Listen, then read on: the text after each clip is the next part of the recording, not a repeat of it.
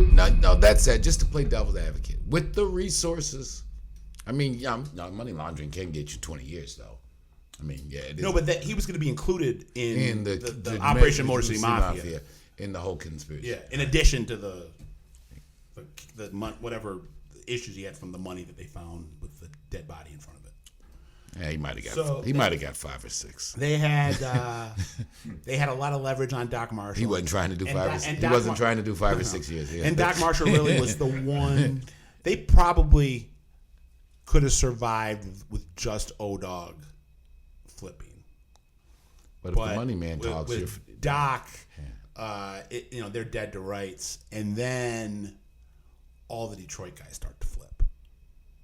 Motown at its worst. None of Meech's guys flipped. I guess you could have said Omari was, one of Meech's guys, but not. No, one of Meech's guys flipped, I guess. But the Atlanta contingent did not. For the most part, the Atlanta contingent all kept their mouth shut, and the Atlanta contingent weren't caught on wires. The wires that Meech was caught on. He wasn't caught on saying anything. And Meech was never caught with drugs. They did find a ledger in one of Demetrius's estates during. Let's back up for a second. In the middle of all this going on, more heat is applied, or more heat comes down because Demetrius ends up getting into a bar fight and killing Wolf Jones, which happened to be Puffy's right-hand man and bodyguard. Right, which is crazy because we were just speaking about that Puff and Meech had a very good relationship. And in fact, I have DEA documents, and I've talked to DEA agents who will confirm this for me, that there is the belief, and there were informants telling the DEA throughout the 90s that Bad Boy Records was at least partially financed by the Flenory brothers.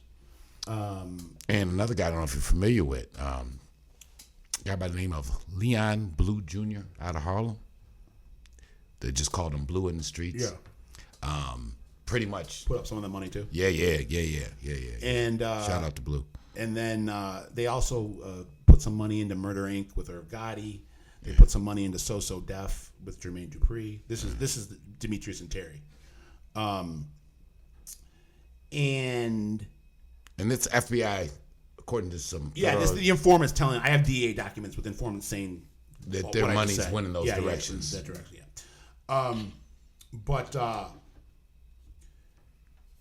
the Wolf Jones thing, again, it was just like with Doc Marshall. It was self-defense.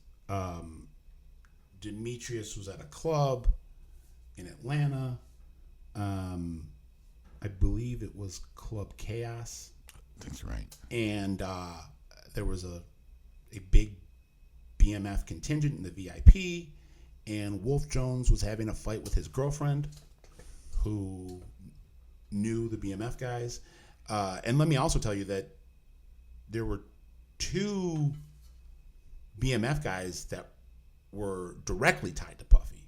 There was Daryl Papa Taylor, who was one of the lieutenants in BMF, who was Puffy's first cousin. Right. And then there was Paul P.J. Buford, who was one of the only BMF lieutenants left in prison besides me. I think there's only 3 left. There's Meech, P.J. Buford, who was the head of security for Bad Boy Records, and Fleming Daniels, who was their third in charge, but he's in a state case on a murder. He's never coming out. So he's not. The reason he's still in jail is not from the BMF indictment, right? But he was convicted of BMF. But Meech and Meech and PJ are the only 2 left. And PJ's there off of that indictment, off the Operation Motor City Mafia indictment. How much time did he get? I think he got he had the largest sentence because they caught him with a gun. No one else had any weapons on them or whatever. Right. So I'm not sure when Buford's out date is, but Buford was the head of security for Bad Boy at the height of Bad Boy's success. Right.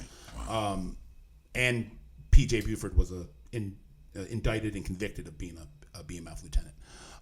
So yes, there was a lot of ties between the BMF guys and Puffy and Wolf Jones, who had been in the headlines a couple of years before that because he had been with Puffy when Puffy got arrested with Shine and J-Lo. Right. And that shooting. And so I've always wondered exactly what was, because it seems strange to me that tensions would have boiled so far, boiled over so much that Demetrius and Wolf Jones would end up shooting at each other. Right. Based on their past history, but, right. So what shit went south real quick that night. The police report says that Wolf was having an argument with his girlfriend. His girlfriend knew a lot of the BMF guys. Wolf was possibly getting a little physical with the girl. Demetrius and his guys stepped in and said, cool down. Wolf took offense to it, and then things calmed down for a period of time. Wolf and his buddy Riz Gertie were tossed out of the club, but they were waiting at Demetrius's car for him with guns drawn when Demetrius and his bodyguard Bull came out, and they were being shot at as they were walking towards their car by Wolf Jones. Wolf shot first, right? Right. Yeah. And then Demetrius and Bull returned fire and killed both Riz and Wolf Jones. But in a search of one of Demetrius's residents connected to that incident, because I believe Demetrius's gun to this day has never been found. No. Funny how that happened. And they were looking for the gun. They didn't find the gun, but they found a ledger. So that was one thing that I'm not positive about the handwriting analysis or whatever, but I know that was one piece of evidence that they felt was a feather in their cap if they would have gone to trial, was that they had found a ledger in Demetrius's possession. And they had at least 3 people willing to take the stand if he would have took it to trial, right? Well, no, they had more. They had Doc, Omari, O-Dog, and then they had 5 major players. They could have put 3, because they had all 3 Detroit lieutenants. So Benji Johnson, who went by the nickname Benny Blanco. Shout out to Carlito's Way. Right. So Benny Blanco was the skipper, I guess, the BMF boss of Detroit.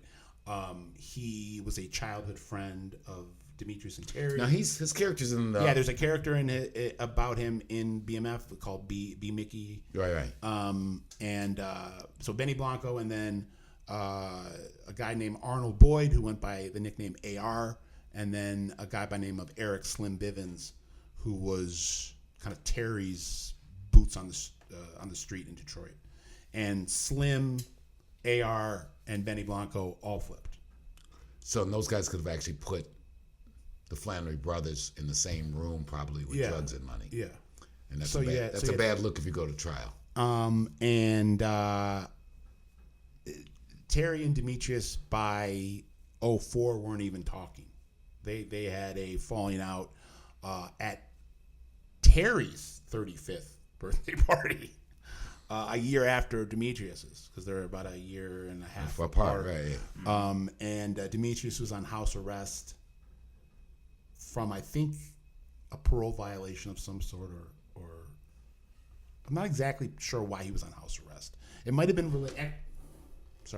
It might have been related to the Wolf Jones thing situation, right? Until they got it resolved with the self-defense. He might have been charged and on bond. Right. And couldn't travel to Las Vegas where Terry was having the party. And they rented out a big banquet hall in Caesar's Palace. And Meech, Zoom, I guess it wasn't Zoom then, but Demetrius, had a satellite phone call that was put on, a big movie screen to address the hundreds of people that were there. And to Terry, I don't know, felt slighted by it, or felt that whatever comments that Demetrius made on the satellite call addressing the people was too much about Demetrius, not enough about Terry.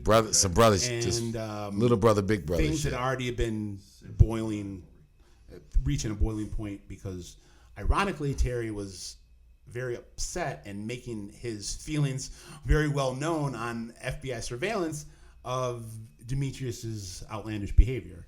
And the billboards and the billboards and the partying and the making it rain. Yeah, and he was dating Vivica A. Fox. He was dating Megan Good, and just living the drug dealer lifestyle, I guess, with a drug kingpin. And Terry was like, "We aren't supposed to be on TV and in the media." And then Demetrius started a magazine, putting his face on the cover of a magazine. I think it was called Juice. The magazine was called Juice. It lasted like a year. But so they officially fell out at that party, and this gets. I'm giving you guys a teaser for the docuseries. Only here at Big Boss Filmworks, Motown Mafia. This has never really been reported on, and it's gonna be talked about extensively in the docuseries that.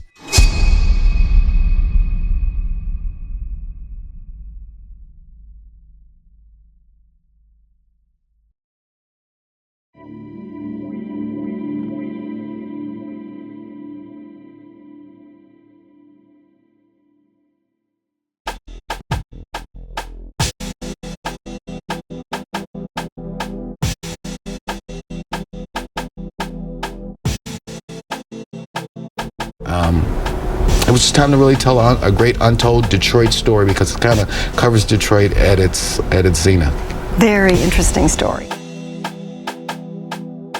We decided that we were going to make a movie. All right, Rich Rossi with you with Motown Mafia. I'm with Courtney. Louis Stevens, Courtney Brown. Courtney Brown Jr. And Alan Al Prophet Bradley. And this is an entrepreneurial, inspirational story too, because again, I'm a real estate retail guy. That's what my skill set is. But I'm a businessman, so I was like, we're gonna do it. Sometimes when you got a dream, you won't have all the answers on how you're gonna do what you're gonna do. What made this one unique was not so much the crime, but the intertwining with Detroit's history and the Motown era and kind of the economic decline of Detroit. And it's really the story of a family. And from some perspectives, has a happy ending, like you said. For others, it didn't have a happy ending. Right.